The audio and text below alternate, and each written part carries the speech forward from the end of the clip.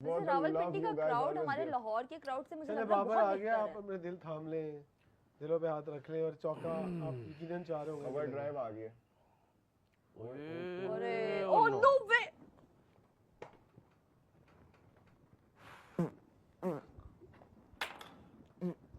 क्या मतलब बाबर आउट हो गया और 0 पे वो भी, और 9 रन चाहिए थे जो हम लोग तब से बोल रहे थे कि बाबर आजम आज 9 रन कर लेगा। नशी पाई है ये, नशी डाली मैंने है। बोला था कि बाबर विराट कोहली वाला काम करेगा, 0 पे आउट होगा।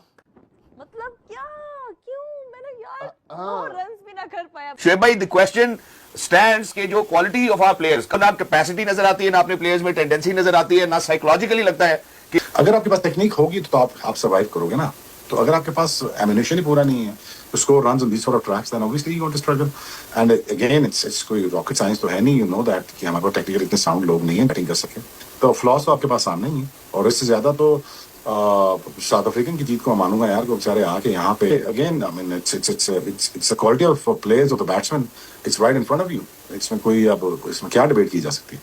जिस किस्म की क्रिकेट पाकिस्तान ने खेली उसे लग ही रहा था कि पाकिस्तान की टीम हार ना जाए, जिस तरह पहला मैच खेला गया और वो हार गई।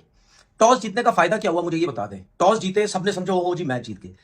ये पता नहीं किस किस्म का हेड कोच आ गया। एक तो फारिग न्यूजीलैंड से, कब से फारिग, इस्लामाबाद में 2-4 मैच जितवा के, ठीक है, इसको क्रिकेट बोर्ड ने बोला जी बड़ा कोई मिल गया। पाकिस्तान क्रिकेट बोर्ड में सारे एक्सपायर कोचेस डाले जाते हैं जिनको कोई दूसरी टीमें नहीं पूछती। ओ भाई, उनकी तो आप जिंदगी और बढ़ा देते हैं एज अ कोच।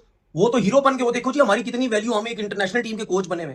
और इस थके हुए 3rd क्लास कोच की सोच देखो, जो कहता है कि T20 में मैं अब जो है वो ऑलराउंडर्स की क्रिकेट बनाऊंगा। मतलब यानी 7-8-9 ऑलराउंडर्स होंगे। ओ भाई मेरे, वो दिमाग के पैदल तेज की तरफ क्यों गया यार? इतना सीधा विकेट है कि आपके premium fast bowler Shaheen Shah Afridi को लपेटे पड़ रहे। नसीम शाह को वो रगड़ के रख दिया है कि मतलब कि अखीर किस्म की उन्होंने बल्लेबाजी करके दिखा दी। पावर प्ले के अंदर 77 अभी तक का साउथ अफ्रीका का हाईएस्ट स्कोर है। पाकिस्तान के अगेंस्ट उन्होंने पावर प्ले के अंदर स्कोर कर दिया। आगा जी, पहले बैटिंग क्यों नहीं की? क्यों पहले बैटिंग नहीं की? क्योंकि आपके जो सलामी गेंदबाज थे, जो आपके दोनों बड़े नाम थे, चाहे वो शाहीन हो चाहे वो नसीम शाह हो, नसीम शाह को पहले बुरगस बनाया गया, शाहीन शाह अफरीदी को बाद में बुरगस बनाया गया। वही हाल था, नसीम शाह ने कुछ किया नहीं था कि आप उनको वापस लाते, वो नजर आ रहा था। हम तो पहले ही बात करते कि नसीम शाह की बॉलिंग बहुत ही ऑर्डिनरी है। T20 की बात हो रही है, ओडीआई में फिर भी वो ठीक है। हम कहते थे ना कि पाकिस्तान टीम का बेड़ा गर्क हो रहा है, पाकिस्तान टीम में कुछ नहीं रहने वाला। पाकिस्तान टीम को जिस तरह पिछले 6-7 साल में अब्यूज किया गया है, जिस तरह पावर का मिसयूज किया गया है, जिस तरह टीम्स के अंदर अपनी फ्रेंडशिप्स को निभाया गया है, जिस तरह मेरिट के प्लेयर्स को बाहर रखा गया है, जिस तरह परफॉर्मर्स को, जो परफॉर्मर हैं डोमेस्टिक के, बाहर रखा गया है। जब बाबर आजम कप्तान थे और उनके साथ उनके जो नायब थे वो रिजवान थे, ये सारी चीजें चलती रही हैं। तो उसके बाद हुआ क्या? इवेंचुअली जब आप किसी चीज को अब्यूज करते हैं, पावर को अब्यूज करते हैं, तो उसके रिजल्ट्स फिर आते हैं। ये जो आज आप देख रहे हैं, ये आज की कोई बात नहीं है जो आप लोगों के साथ ये आपको देखने को मिल रही है पाकिस्तान की आवाम को। नहीं, ये ओवर द ईयर्स होता रहा है। इधर उधर आगे पीछे न स्विंग नसीम, मेरे नसीम है। हसन बैठेगा नसीम आएगा, हारिस बैठेगा नसीम आएगा, शाहीन बैठेगा हसन आएगा, हसन बैठेगा हारिस आएगा। मैं 4-5 लोगों में ही घुमाए जा रहे हो तुम लोग, तुम्हारी ऐसी की तैसी मारो। उसने क्या मेहंदी लगाई हुई है क्या? उसकी नेल पॉलिश लगी हुई है वसीम के क्या है? वो हर जगह बैठा, वो बैठा वही रहता है। किस लिए बिठाया हुआ? उसको खिलाओ ना, वो पिटने दो उसको भी। ये भी तो पिट रहा है आकर नसीम मेरा, पिंक पजामा पहन के। इसको पजामा कोई सा भी पहना दो, पिटने में नंबर 1 है। इसकी ऐसी की तैसी है।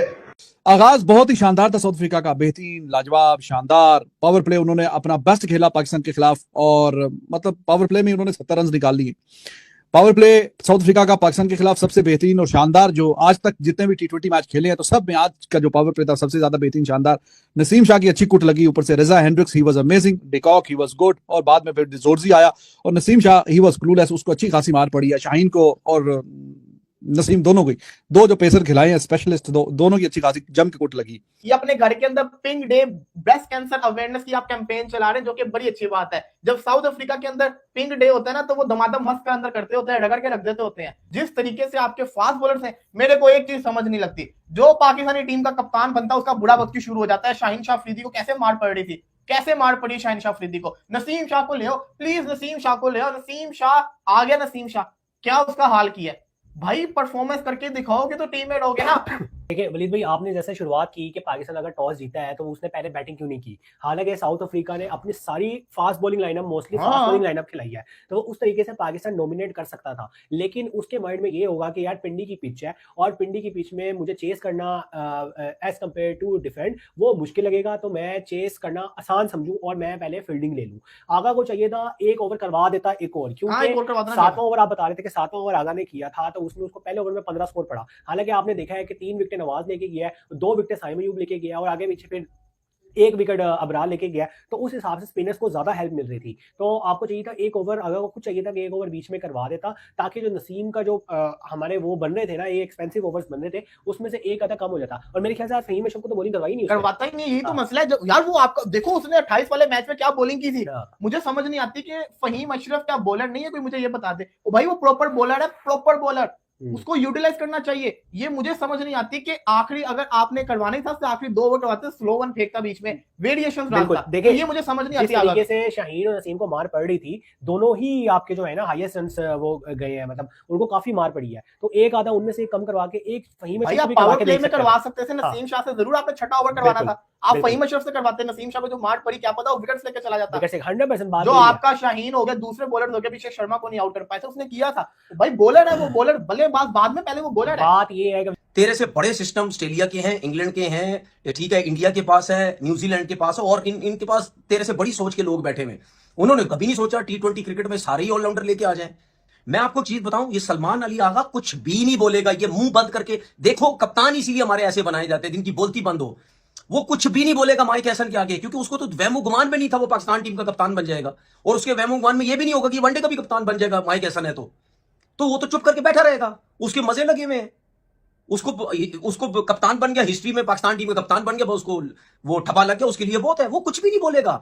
जो माइक हैसन हो रहा है, या ये सिलेक्शन कमेटी बोल रही है, जो हमारी सिलेक्शन कमेटी बनी हुई है, जो ये बोल रहे हैं वो करे, ये डमी कप्तान है, इसकी कोई नहीं सुनेगा भाई। इसका काम सिर्फ ग्राउंड के अंदर है, जिसको बॉलिंग करा दी, जिसको वो करा दी, बस खत्म, उसके बाद फारिग है।